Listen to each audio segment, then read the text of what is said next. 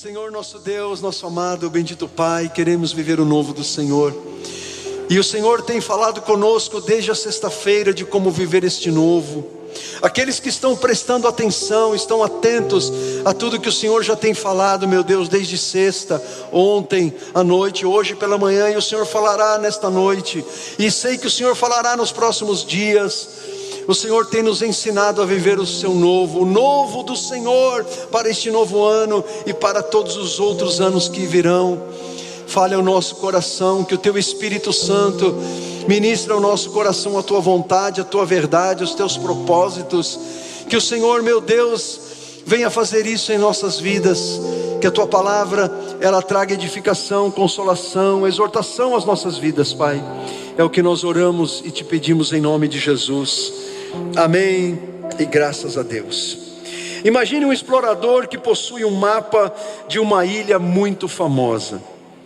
Acontece que durante anos essa ilha ficou submersa, porque uma grande tempestade inundou aquela ilha e por muitos anos ela ficou debaixo do mar.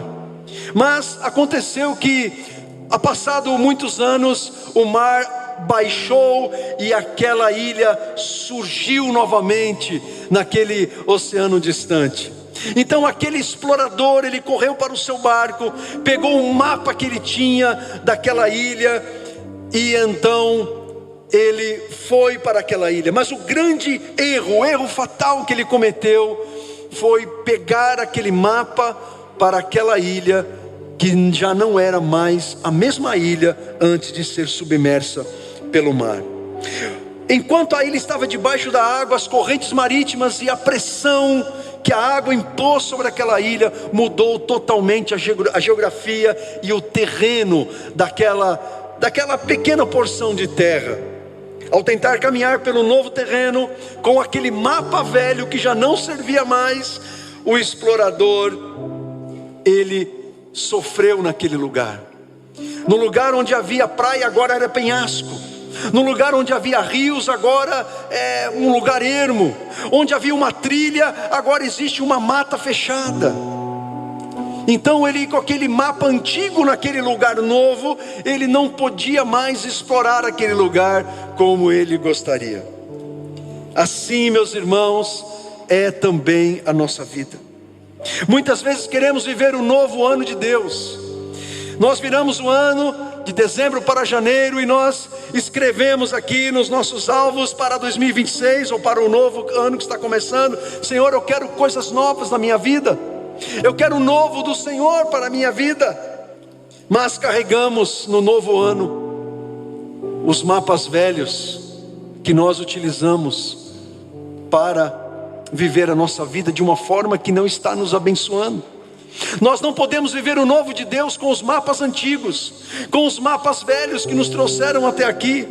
É verdade que há alguns mapas que são bons, mas há outros que não servirão mais, porque eles nos levarão para os mesmos lugares que não vão nos abençoar. Mapas que continuarão paralisando a nossa vida, que continuarão nos sabotando, mapas que continuarão fazendo a gente estar no mesmo lugar e não caminhar, e não avançar, e não crescer.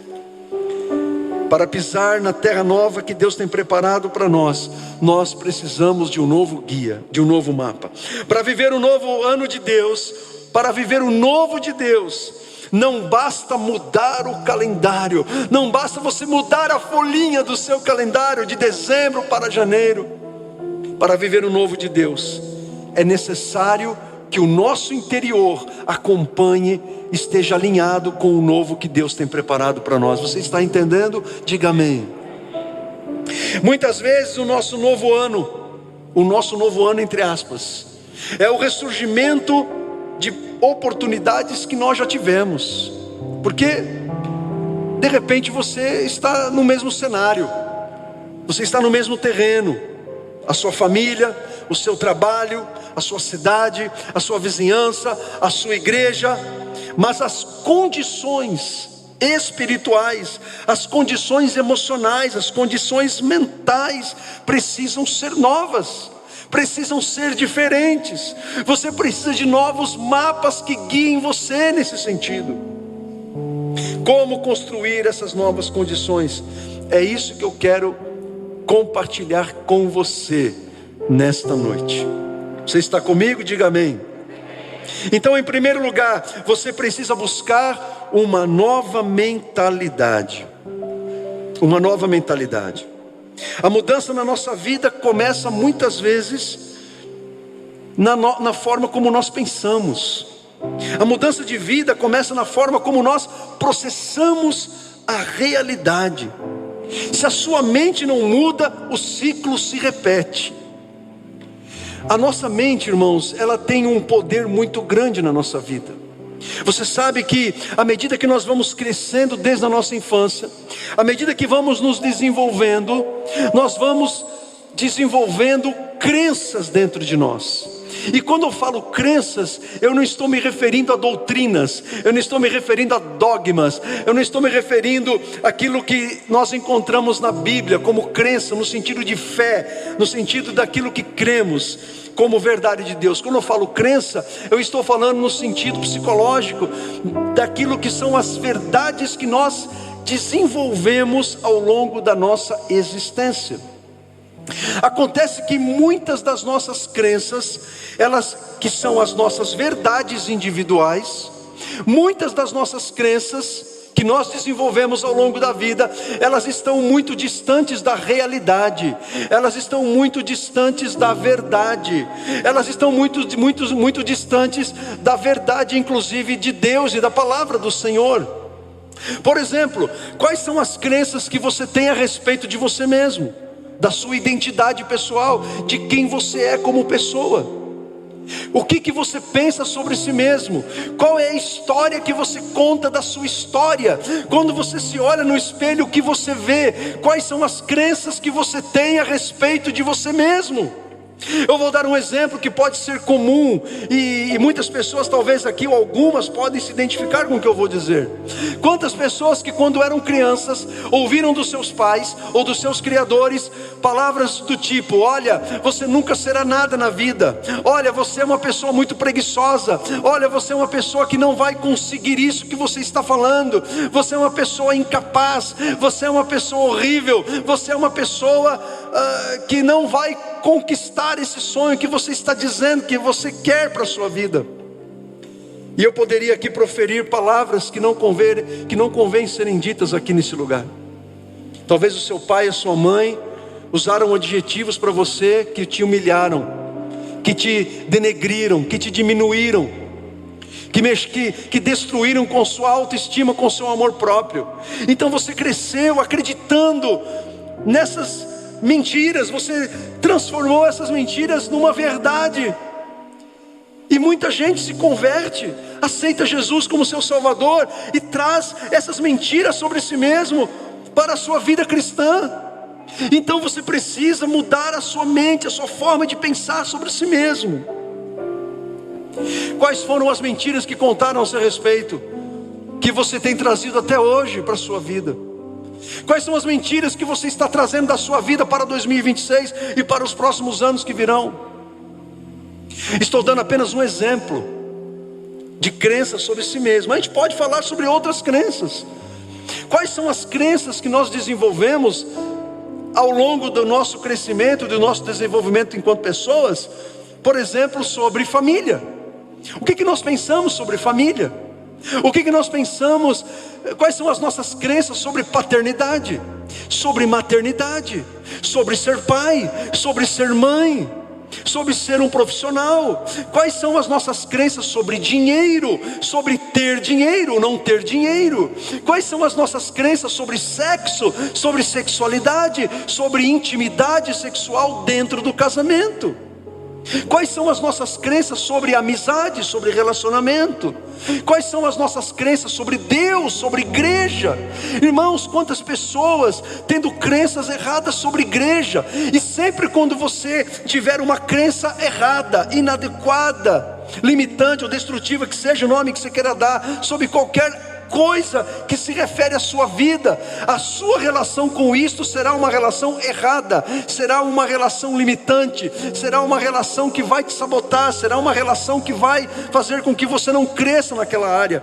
Se você tem uma crença errada sobre dinheiro, você não vai poder prosperar. Se você tem uma crença errada sobre sexo, você terá uma vida sexualmente pobre no seu casamento. Se você tem uma crença errada sobre amizade, você terá problemas de relacionamento. Se você tem crenças erradas sobre ser pai, sobre ser mãe, você terá muita dificuldade de exercer a sua paternidade, a sua maternidade. Se você tem uma crença errada sobre igreja, você terá uma relação errada com os irmãos e com a família de Deus. E muitas vezes o resultado é você sair da igreja e dizer: posso servir a Deus na minha casa. Quais são as crenças que nós temos? O que nós pensamos? O que está na nossa mente? A boa notícia, irmãos, é que Deus, Ele tem um jeito de pensar, uma forma de pensar para tudo aquilo que nós pensamos e cremos. Seja de uma forma errada ou certa, Deus tem um jeito certo, e Ele quer transformar a sua mente. É por isso que Paulo diz em Romanos capítulo 12, lá no versículo 2 assim: não se amoldem ao padrão deste mundo, mas transformem-se pela renovação da sua mente, para que vocês experimentem a boa, agradável e perfeita vontade de Deus. Paulo está dizendo o seguinte: transformem-se. Paulo não está dizendo, olha, o que Paulo está dizendo é o seguinte: vocês devem buscar isso, nós temos que buscar essa transformação. Nós temos que buscar essa transformação. E essa transformação, ela começa com a ativação da nossa consciência. E temos que permitir então que Deus nos conscientize das crenças erradas que nós temos sobre algo que está impedindo a nossa vida de viver o novo de Deus. O novo de Deus na nossa família, o novo de Deus na carreira, o novo de Deus no nosso relacionamento com as pessoas, o novo de Deus na igreja, no ministério, o novo de Deus. Senhor, me mostra, lança a tua luz na minha consciência, no meu entendimento, no meu coração. Me mostra quais são as crenças que estão me limitando, que estão impedindo de eu viver o novo do Senhor. Transformem-se. É uma ação nossa, é um ato nosso, é uma busca nossa, com a ajuda da graça, da iluminação que procede do Senhor, pela renovação da sua mente. Essa expressão na NBV está escrito assim: mostrando uma sadia renovação em tudo quanto faz e pensa. Outra tradução diz que devemos buscar uma mudança na nossa forma de pensar. Nós temos que pensar como Deus pensa. A Bíblia diz que nós temos a mente de Cristo. Então temos que perguntar: temos a mente de Cristo? Estamos pensando realmente como Cristo pensa? Se Jesus estivesse no nosso lugar, Ele estaria pensando, raciocinando, crendo como nós cremos a respeito das coisas mais importantes da nossa vida? Ou a gente está, como dizem, viajando na maionese? Às vezes viajamos na maionese a respeito das coisas mais importantes da nossa vida. Então não vivemos o novo de Deus, seja em qualquer época do ano. E o resultado será experimentarmos a boa, agradável e perfeita vontade de Deus. Quando vivemos o novo de Deus, quando nós pensamos como Jesus pensa, vivemos o novo de Deus. Vivemos e experimentamos a boa, perfeita vontade do Senhor. Ao contrário disso, Paulo está dizendo: não se amoldem ao padrão desse mundo. Outra tradução: não imitem a conduta e os costumes deste mundo. Literalmente, essas palavras significam tomar a forma de um molde. Ou seja, quando você se converteu, Deus em Cristo tirou você de um molde. Você estava moldado, a sua mente, os seus comportamentos, o seu estilo de vida estava moldado a um mundo sem Deus. Você pensava como um mundo sem Deus, você agia como um mundo sem Deus. As suas emoções eram emoções e pensamentos e atitudes de pessoas que não conheciam a Deus, porque você estava neste molde. Mas quando você se converteu, Deus, Ele colocou você num novo molde, no molde de Deus. O jeito de Deus pensar, o jeito de Deus crer, o jeito de Deus ver, enxergar a vida, o jeito de Deus interpretar a realidade. Meus irmãos, após a gente se converter, ele continua tentando nos moldar a sua forma. O mundo quer moldar a sua fé na incredulidade. Ele quer moldar a sua vida aos padrões do mundo. Mas nós não podemos admitir isso. Temos que nos moldar ao molde de Deus, ao molde de Deus pensar, agir e fazer as coisas. Então o novo de Deus, preste atenção, exige que você abandone certas mentalidades. Quanta gente que se converteu, mas ainda tem mentalidade de escravo. Você precisa abandonar a mentalidade de escravo. A mentalidade de escravo é aquela que olha para trás. Você saiu do mundo, mas continua olhando para o Egito. Deus tirou você da escravidão, Deus tirou você do Egito. E como o povo que saiu do Egito, que ficou reclamando no deserto: ah, que saudade do Egito, das cebolas, dos pepinos e dos alhos do Egito, do repolho do Egito.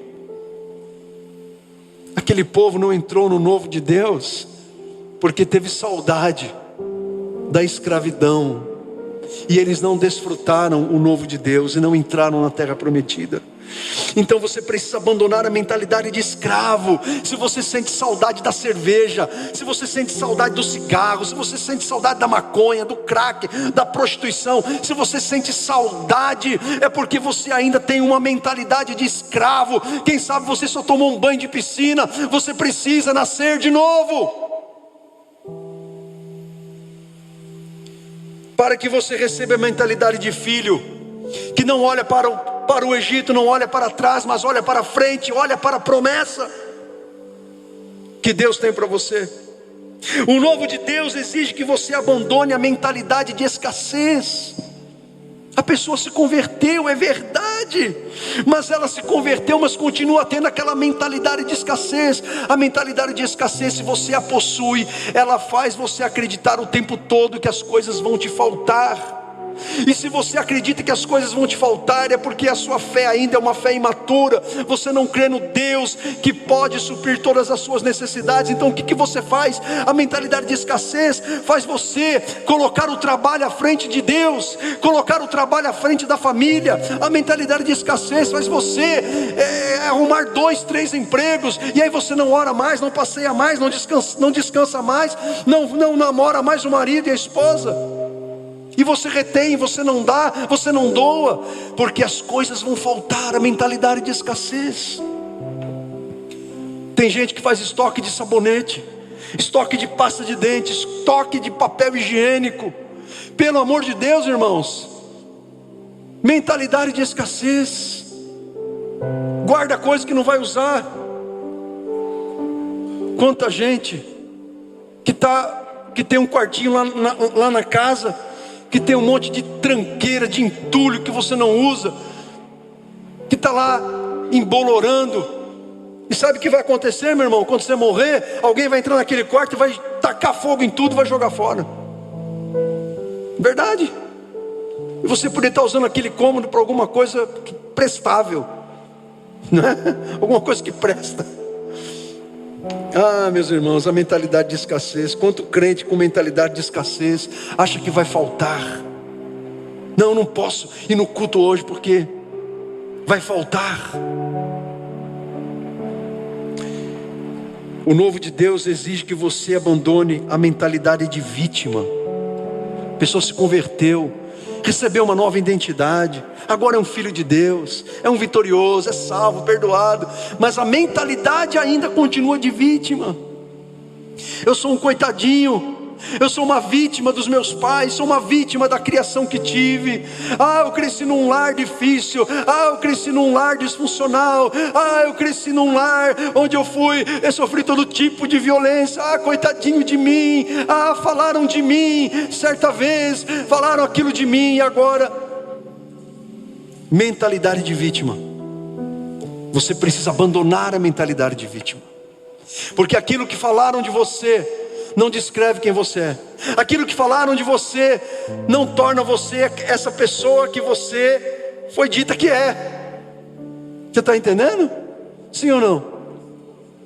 Tem gente que escreve num caderno, falou aquilo de mim, tem um caderninho lá com todas as injúrias que recebeu. E meu querido, queime isso. Queime, jogue fora, em nome de Jesus, porque você está envenenando o teu coração. Mentalidade de vítima. E assuma a mentalidade de um sobrevivente da sua história, porque Jesus fez você sobreviver e vencer e ser uma pessoa vitoriosa. Sim, talvez você tenha crescido num lar disfuncional, talvez você tenha visto papai e mamãe brigar na sua frente, promover todo tipo de violência psicológica, moral, verbal, um contra o outro. Mas você sobreviveu, você chegou até aqui, o Senhor te abençoou, Ele te salvou. Você não é uma vítima da sua história, você é um sobrevivente para a glória de Deus. Para você viver o novo de Deus, você precisa abandonar a mentalidade derrotista. O que é uma mentalidade derrotista? Tem pessoas que têm essa mentalidade. Ela é crente, ela nasceu de novo, ela vai morar no céu, mas ela acredita, ela mais acredita que as coisas vão dar errado do que vão dar certo. Ou seja, ela tem uma tendência muito mais ao pessimismo do que ao otimismo. Eu não estou dizendo que a gente vai ser pessimista todas as vezes, sempre, e vamos ser otimistas sempre. Às vezes o cenário exige que a gente seja um pouco pessimista, para que a gente se proteja e para que a gente possa então lidar com aquela adversidade que exija que tomemos medidas que nos protegem. Mas a gente não pode o tempo todo achar sempre que as coisas vão dar errado. Mentalidade derrotista. Não vai dar, vai faltar, vai acabar, isso não vai dar certo. Quem se lembra de Lip e o Hard aqui? Quem é dessa época desse desenho da Hanna-Barbera, Lip e o Hard? Quem se lembra? Quem se lembra? Alguns timidamente estão levantando as mãos, porque é pessoal de mais de 40, 50 anos, né? É o pessoal do século passado, né?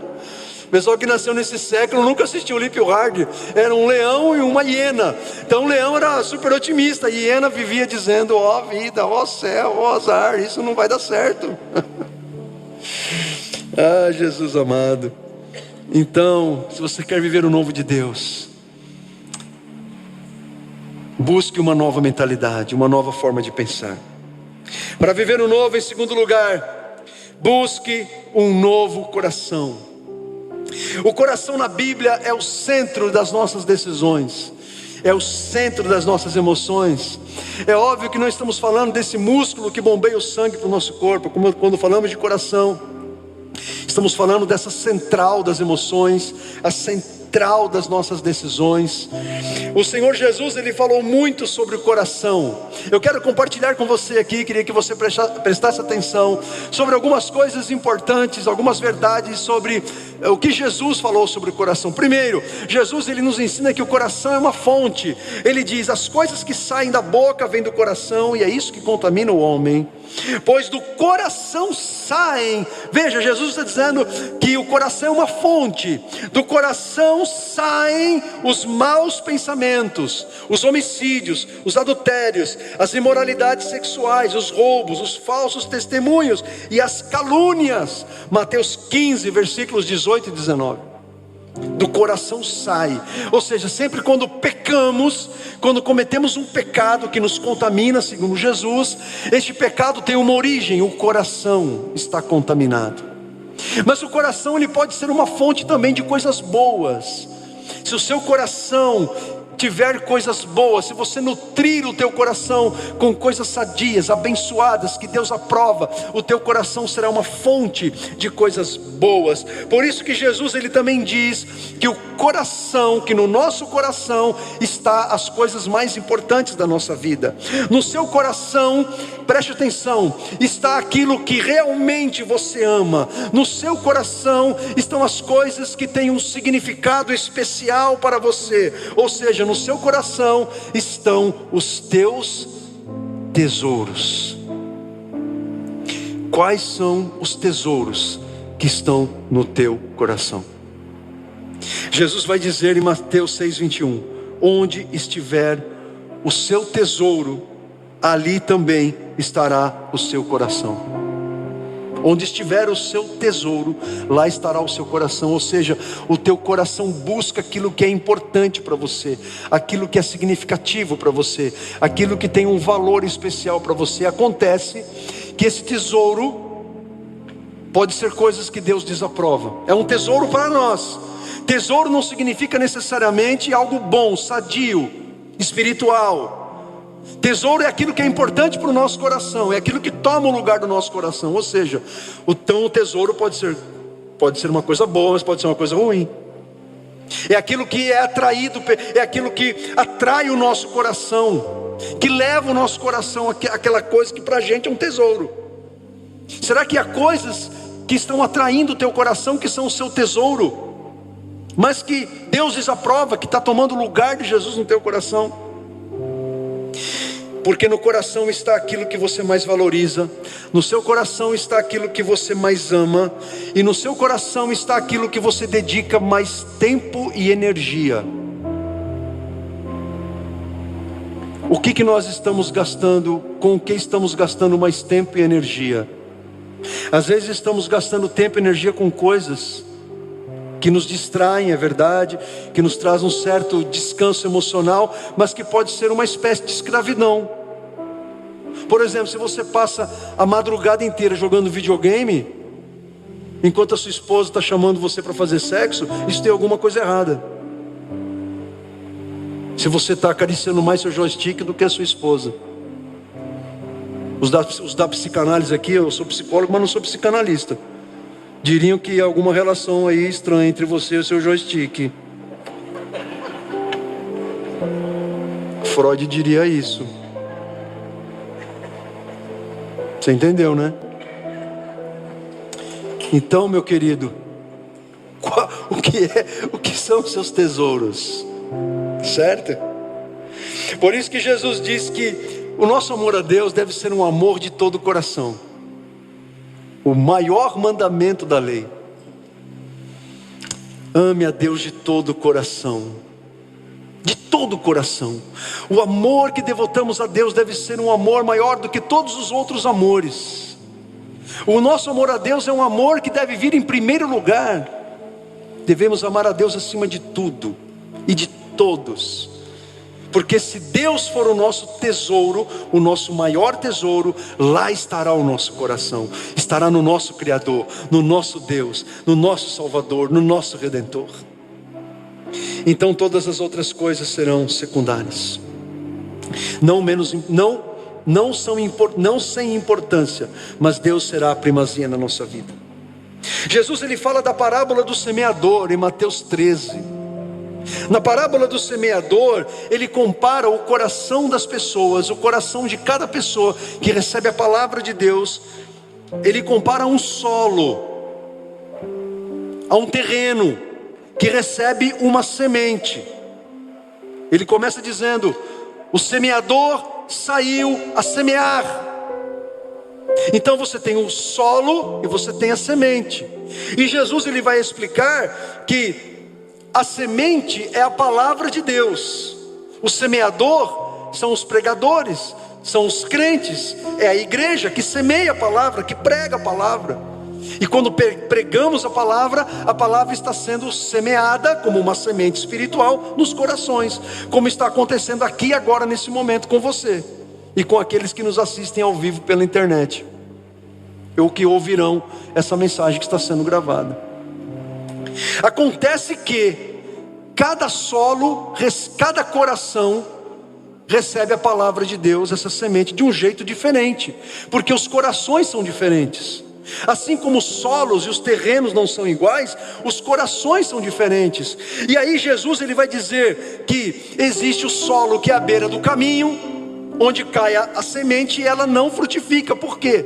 Porque o solo à beira do caminho, Jesus compara aquelas pessoas que recebem a palavra e não entendem a palavra, não compreendem a palavra, por causa do cinismo, por causa da incredulidade, por causa da autossuficiência, da soberba, do orgulho do coração humano. Aí vai o diabo, que é a ave, e rouba a palavra do coração. Aí Jesus ele fala do solo que é pedregoso. O solo pedregoso é aquela pessoa que recebe a palavra a princípio com entusiasmo, com alegria. Essa pessoa até se batiza, vem aos cultos, chora nas canções, vem aqui no altar na frente, mas com o passar do tempo não suportam as tribulações ou a perseguição por causa da palavra, não aguentam os amigos perseguindo, os parentes tirando sarro dele porque agora ele vai na igreja. E então o solo, esse coração é como um solo cheio de pedra. A palavra não cria raízes e a pessoa não permanece em Jesus.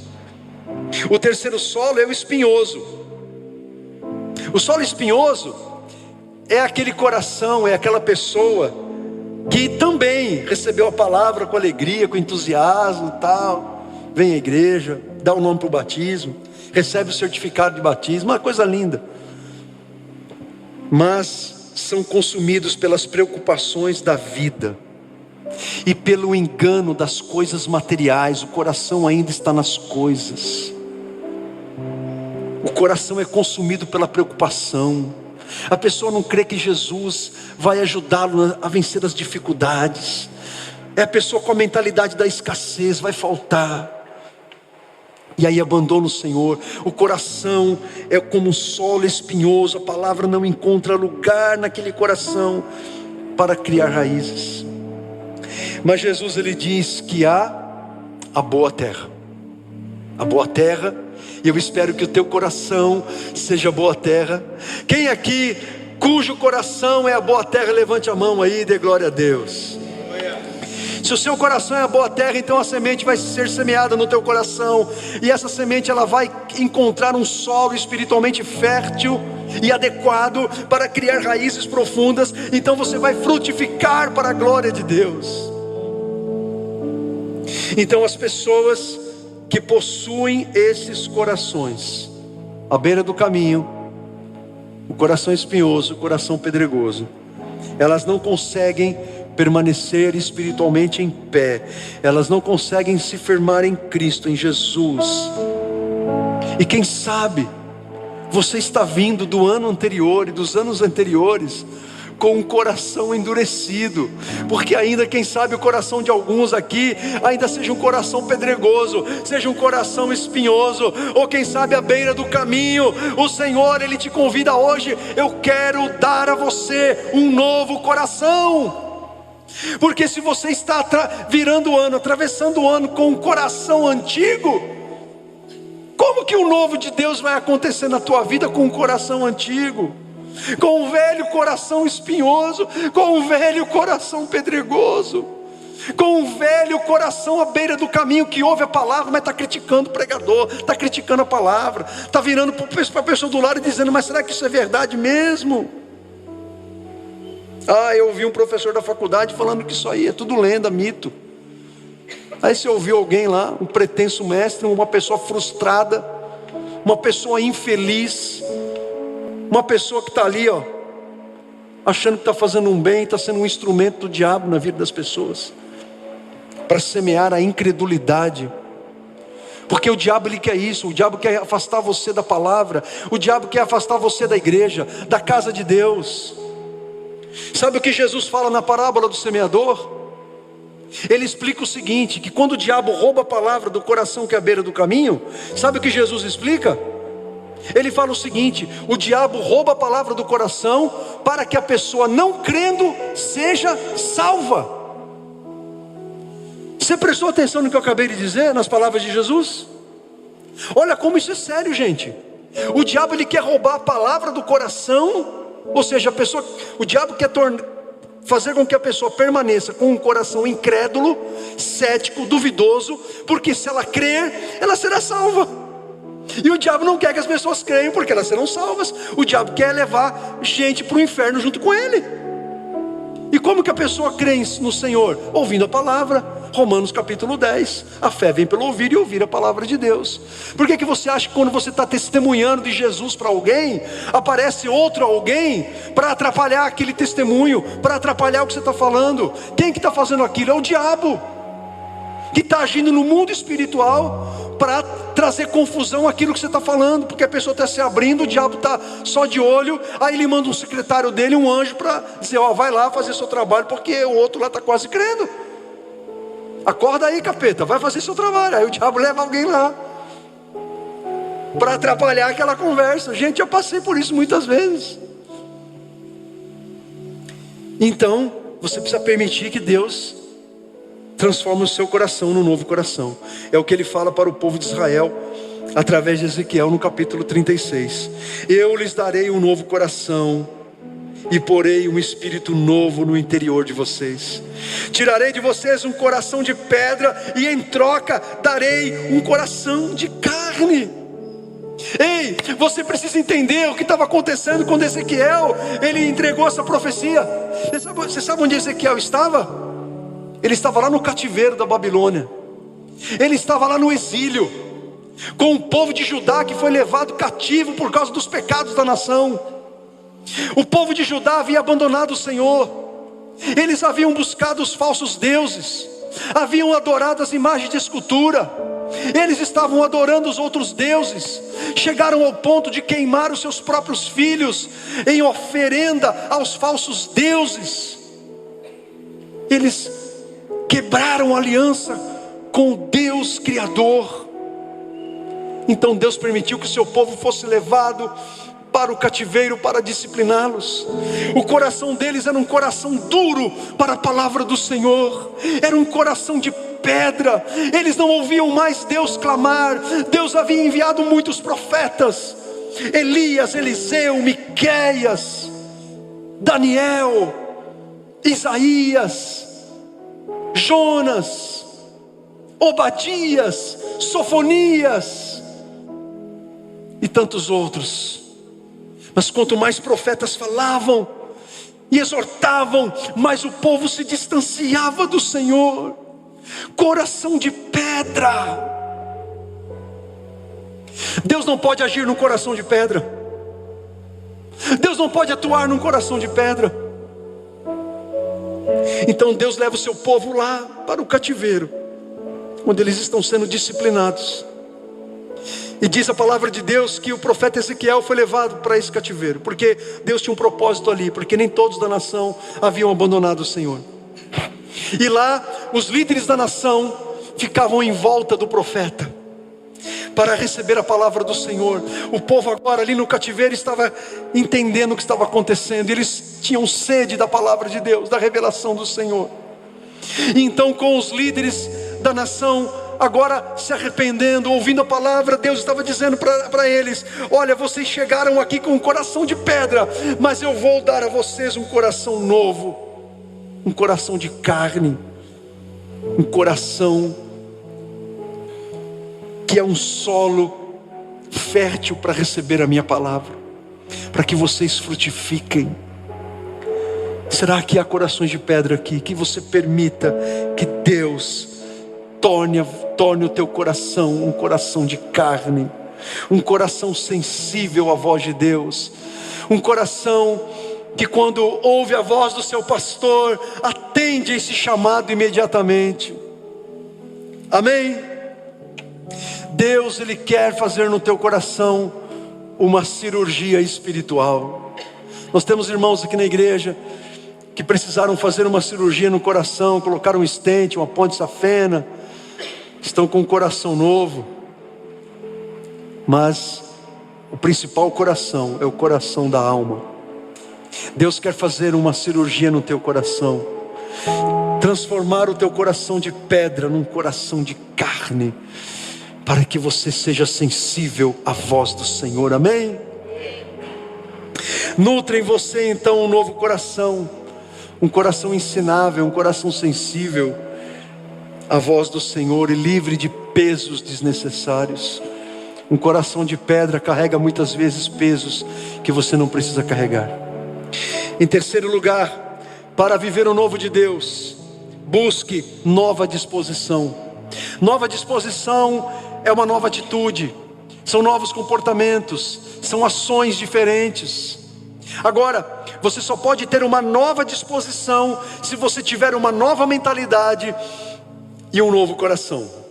Você não pode ter uma nova disposição se você não tiver um novo coração e uma nova mentalidade. Um novo coração e uma nova mentalidade é algo que Deus faz em você, dentro de você, internamente. A disposição, a nova disposição é o transbordar, é o manifestar deste novo coração e desta nova mente, dessa nova mentalidade. Então veja o que Deus falou para Josué, lá no capítulo 1. Josué estava substituindo Moisés. Moisés, que foi simplesmente o maior profeta de toda a história de Israel. O único que superou Moisés foi Jesus, como enviado de Deus. Só que Jesus não era simplesmente um profeta, Jesus não era simplesmente o portador da palavra, Jesus era a própria palavra. Jesus não veio trazer a mensagem de Deus, Jesus era a mensagem. Moisés era o servo e Jesus é o Senhor de Moisés. Mas Moisés para Israel, até hoje, é o maior profeta que existiu, porque foi através de Moisés que Deus entregou a lei para Israel. Então veja a responsabilidade de Josué, de substituir, de liderar o povo de Israel e comandar este povo no grande projeto, no grande propósito de Deus, de tomada da terra prometida. Gente, Deus pode prometer algo e não fazer? Deus pode prometer algo e falhar nas suas promessas? Isso é impossível. Tudo que Deus faz, tudo que Ele promete, Ele faz. Tudo que Ele promete, Ele cumpre. Mas o fato de você ter uma promessa de Deus sobre a tua vida, e de você crer nessa promessa, e de estar indo em direção a essa promessa, não significa que o caminho até a conquista da promessa, não significa que você não encontrará dificuldades nesse caminho, que você não encontrará obstáculos, que você não encontrará adversidades. Muitas vezes você está em busca da promessa, mas o trajeto entre a largada até a chegada dessa promessa, você encontrará dificuldades. E era o que Deus estava dizendo para Josué: olha, Josué, vocês têm a promessa de que vocês vão estar na terra prometida. Eu prometi para Abraão, Isaac e Jacó, para os patriarcas, e eu vou cumprir minha promessa. Só que na conquista dessa promessa, vocês vão ter que fazer a parte de vocês, que é arregaçar as mangas, que é lutar, que é guerrear, vencer os inimigos internos e externos. Não será fácil. Josué, você encontrará dificuldades.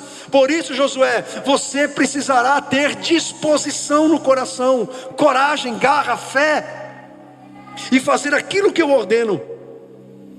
Então quando Deus diz para Josué: não deixe de mencionar as palavras deste livro da lei, e de meditar nelas dia e noite, para que você cumpra fielmente tudo que nele está escrito. Desse modo você fará prosperar os seus caminhos e bem sucedido. Não fui eu que ordenei a você? Seja forte e corajoso, não se apavore nem desanime, pois o Senhor, o seu Deus, estará com você por onde você andar. Quem toma posse dessa palavra, diga amém. Seja forte e corajoso, disposição, não se apavore, disposição, não desanime, disposição. A disposição do coração, a disposição da mente, ação, atitude. Não desanime. Deus também disse para Isaías mais à frente na história de Israel, 700 anos antes de Jesus, o povo de Deus estava andando por caminhos tortuosos. Havia uma expectativa da disciplina do Senhor. Judá não havia ainda sido levado ao cativeiro, e Deus estava enviando os profetas como Isaías. Havia ainda aqueles que eram fiéis a Deus. E Deus então, Ele diz assim no capítulo 43: não fiquem lembrando o que aconteceu no passado, não continuem pensando nas coisas que fiz há muito tempo. Vejam, estou fazendo uma coisa completamente nova, algo que já comecei a realizar. Será que vocês ainda não perceberam? Vou abrir uma grande estrada no deserto, e no meio da terra seca farei correr riachos. Essas promessas vieram após Deus ter dito: olha, eu vou disciplinar vocês, vocês serão disciplinados, mas ao final de tudo, eu farei coisa nova. Ao final de tudo, eu darei um novo coração para vocês. Ao final de tudo, coisas novas acontecerão. E Deus então apela à nossa fé, porque essa palavra de certa forma é para nós hoje. Estou fazendo coisa completamente nova. Você crê que Deus está fazendo coisa completamente nova na sua vida? Amém? Deus faz uma pergunta: será que vocês ainda não perceberam? Pode ser, porque Deus, Ele não está preso a calendário, gente. Deus não ficou lá no céu olhando para o relógio: não deu meia-noite ainda. Deus não está preso ao nosso cronos. Deus vive no Kairos, no tempo da eternidade. Deus não está preso a nossa cronologia, ao nosso relógio. Porque pode ser que Deus começou a fazer isso novo já no ano passado ou no ano retrasado, e você ainda não percebeu. Será que vocês ainda não perceberam? Muitas vezes Deus já começou a fazer um novo, mas a nossa falta de disposição e foco e sensibilidade muitas vezes nos impede de experimentar o novo de Deus. Estamos lamentando, estamos murmurando, estamos reclamando. Será que vocês ainda não perceberam? Vocês ainda não perceberam? Às vezes Deus está já operando os pequenos milagres diários.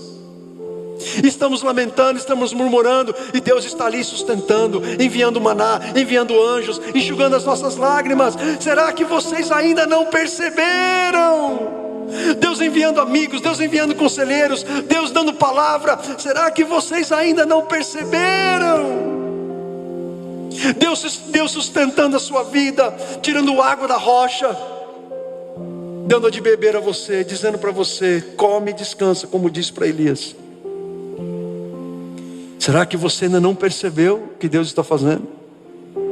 Ou já começou a fazer muito tempo atrás? O novo, irmãos, não acontece por inércia. É preciso estender as estacas e se preparar para o crescimento. Quando Deus disse para Josué: seja forte e corajoso, Ele estava dizendo: Josué, eu colocarei vocês numa nova terra. Vocês viverão um novo tempo, um novo lugar, uma terra que emana leite e mel. Mas para isso vocês precisarão ser fortes e corajosos. Precisamos ser fortes e corajosos. Uma nova disposição, um novo ânimo, para vivermos o novo de Deus. Amém? O Senhor Jesus, Ele diz uma coisa muito interessante. Lá em Mateus capítulo 9, Ele diz assim: não se põe vinho novo em odres velhos. Se o fizer, os odres se romperão, o vinho se derramará e os odres se estragarão.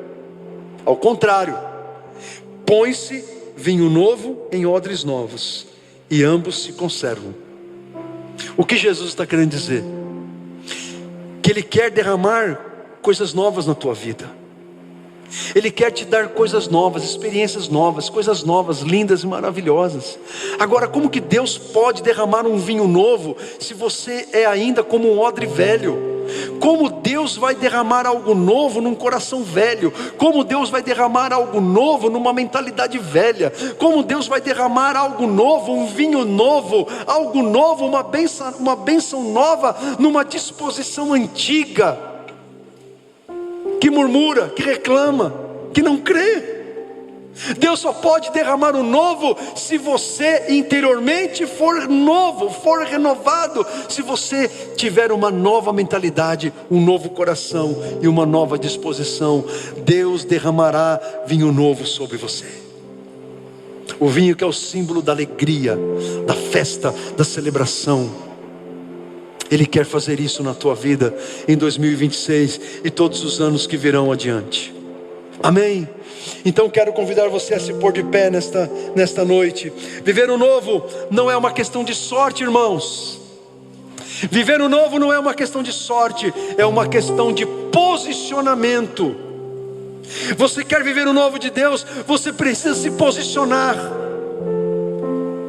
Você precisa se posicionar, que o Espírito Santo ilumine a tua mente, que o Espírito Santo ilumine o teu coração e mostre o que você precisa mudar na tua vida, abandonar, trazer o novo. Se você quer que este ano seja verdadeiramente diferente, não peça apenas que Deus mude as situações ao seu redor, as pessoas ao seu redor, as circunstâncias ao seu redor. Se você quer viver o novo de Deus, peça que Ele mude quem você é por dentro. Em primeiro lugar, estamos pedindo: Deus, muda as coisas ao meu redor, mude as pessoas ao meu redor. E Deus quer começar essa mudança dentro de você. Nova mentalidade, novo coração, nova disposição. Amém? Então quem quer viver esse novo de Deus, dê um passo à frente e nós traremos os nossos alvos ao Senhor. Você que tem participado desses dias, você que está comprometido com o Senhor, em buscar o novo de Deus, em entregar a Ele os seus alvos. E você que quer dizer para Deus: Senhor, eu preciso ter uma nova mentalidade, eu preciso ter um novo coração, eu preciso ter uma nova disposição. Você que quer ser uma boa terra, ter um coração boa terra, vem à frente, nós vamos orar ao Senhor. Você que quer dizer para Deus: Senhor, eu quero estar preparado para o novo do Senhor. Eu não quero ser como um odre velho, eu quero ser como um odre novo, para aquilo que o Senhor quer derramar sobre a minha vida. E creia, Deus quer derramar coisas novas sobre você, mas para isso você precisa ser um odre novo. Eu vou pedir para que vocês deem um passo mais à frente, para que os irmãos que estão lá no corredor consigam se chegar aqui também. Há um espaço aqui na frente, vamos chegar mais aqui, vem cá meu vizinho, chega mais à frente aqui, vamos ficar juntinhos. Eu vos darei um novo coração, eu tirarei de você o coração de pedra e formarei em você um coração de carne, diz o Senhor. Transformem-se, nos transformemos pela renovação da nossa mente.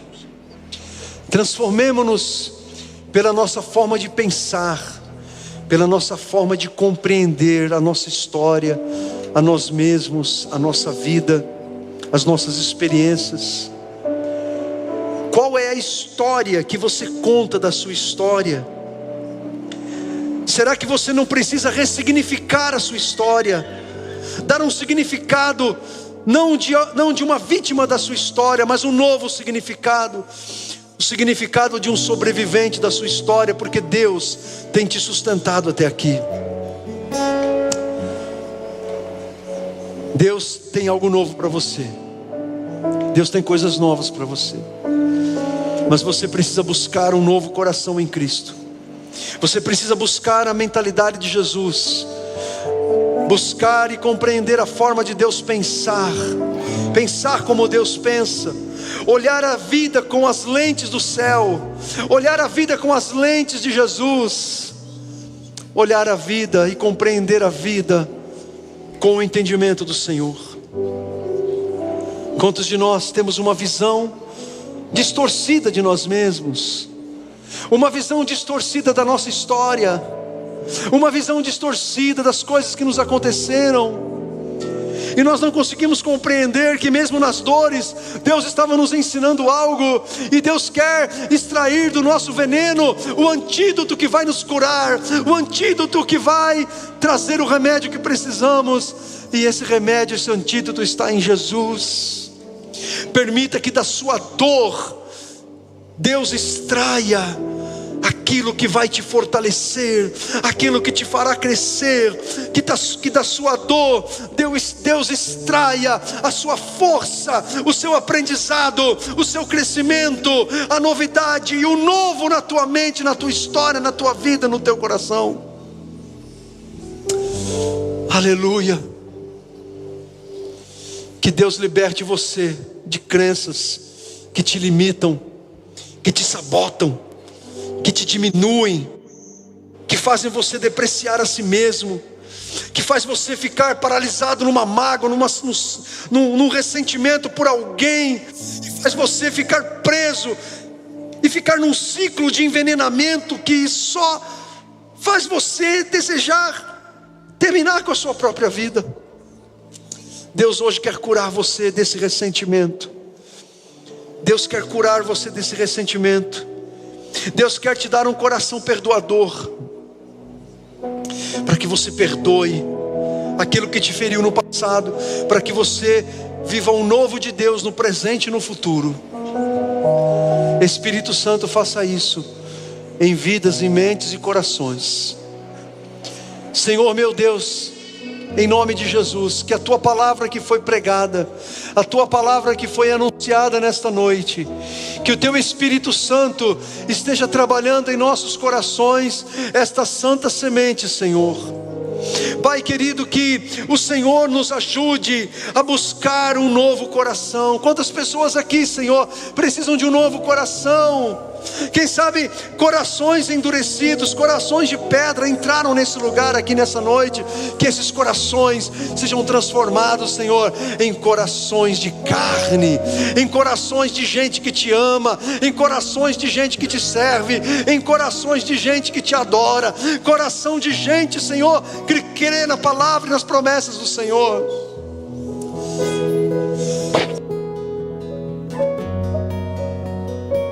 Querido, age também na nossa mente, age nas nossas memórias, que as nossas memórias sejam curadas, que as nossas memórias sejam ressignificadas, que as nossas memórias, Senhor, sejam abençoadas, Senhor. Oh meu Deus, em nome de Jesus, dá-nos uma nova mentalidade. Ajuda-nos, Pai, com a tua graça e com o poder do Espírito e da palavra, a renovar a nossa forma de pensar, a pensar como o Senhor pensa, a olhar a vida como o Senhor olha, a compreender a nossa história como o Senhor a vê, como o Senhor a enxerga. Meu Deus, que haja renovação de mentes aqui nessa noite, em nome de Jesus, em nome de Jesus. E que o Senhor coloque em nós uma nova disposição, porque está escrito na tua palavra que o Senhor não nos deu um espírito de covardia, o Senhor nos deu um espírito de poder, de amor e de moderação. Oh meu Deus, que não haja covardia no nosso coração, que não haja murmuração, que não haja timidez espiritual, que não haja, Senhor, frieza, mornidão espiritual, que não haja incredulidade, que não haja nada, Senhor, que venha afetar a nossa disposição, a nossa coragem, a nossa intrepidez em te buscar, em crer, em te adorar, em obedecer a tua palavra, em sermos fiéis aos teus mandamentos, Senhor, em sermos bênção para a vida da tua igreja e dos nossos irmãos. Que essa seja a disposição do nosso coração, Senhor, a disposição da coragem, a disposição da força que procede do Senhor. Pai querido, nós também queremos orar a Ti, para entregar ao Senhor o nosso ano de 2026. Queremos entregar em Tuas mãos, Senhor, os nossos planos, porque está escrito na Tua palavra, em Provérbios 16:3, entregue ao Senhor os seus planos, entregue ao Senhor tudo o que você faz, consagre ao Senhor os seus planos, e eles serão bem-sucedidos, Senhor. Então queremos entregar a Ti, Senhor, os nossos planos, os nossos projetos. Queremos entregar a Ti os nossos sonhos, para que o Senhor os abençoe, para que eles sejam bem-sucedidos, Senhor, e que a conquista dos nossos sonhos, que a conquista dos nossos projetos, que a conquista dos nossos planos, Senhor, glorifiquem o Teu nome, exaltem o nome do Senhor. Oh meu Deus, que tornem Jesus conhecido das pessoas que estão à nossa volta, meu Deus, e que tudo isso glorifique e exalte o nome do Senhor. Pai, introduza os Teus planos nos nossos planos, que haja uma sinergia, Senhor, entre os nossos planos e os planos do Senhor, para que os nossos planos estejam alinhados com os sonhos de Deus para a nossa vida, que os nossos planos estejam alinhados com a vontade do Senhor para a nossa vida, a Tua vontade que é boa, é perfeita, é agradável, Senhor. Meu Deus, há pessoas aqui, todos nós aqui, eu acredito, Pai, que todos nós estamos entregando em Tuas mãos nesse ano de 2026, estamos consagrando a Ti, Senhor, as nossas famílias, os nossos casamentos, os nossos filhos, Senhor, a nossa carreira, a nossa vida profissional, os nossos estudos, a nossa saúde física, emocional, espiritual. Estamos entregando a Ti, consagrando a Ti os nossos dons, os nossos talentos, as nossas coroas, as nossas habilidades, as nossas capacidades especiais. Nós derramamos tudo aquilo que há de bom em nós, Senhor, todas as nossas virtudes, nós derramamos aos pés daquele que se assenta no trono. Nós consagramos a Ti, Senhor, tudo aquilo que é bom, que agrada ao Senhor, que abençoa vidas, para que o Senhor nos use, para que sejamos uma bênção em Tuas mãos, Senhor. Entregamos a Ti, Pai, toda a nossa vida, consagramos a Ti tudo o que temos, tudo o que somos, porque somos do Senhor. O Senhor nos redimiu e o Senhor nos comprou pelo Seu precioso sangue e o sangue da nova aliança. Obrigado, Jesus. Estenda suas mãos a Deus, dizendo para Jesus: Senhor, a minha vida toda pertence a Ti. Estendemos as nossas mãos, Senhor, num sinal de rendição ao Senhor, para dizer que a nossa vida não pertence a nós mesmos, mas a nossa vida pertence ao Senhor.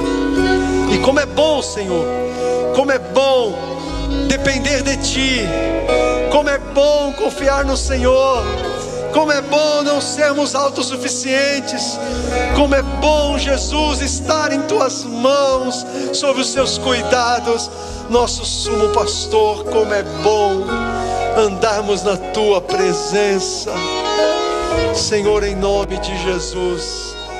Amém.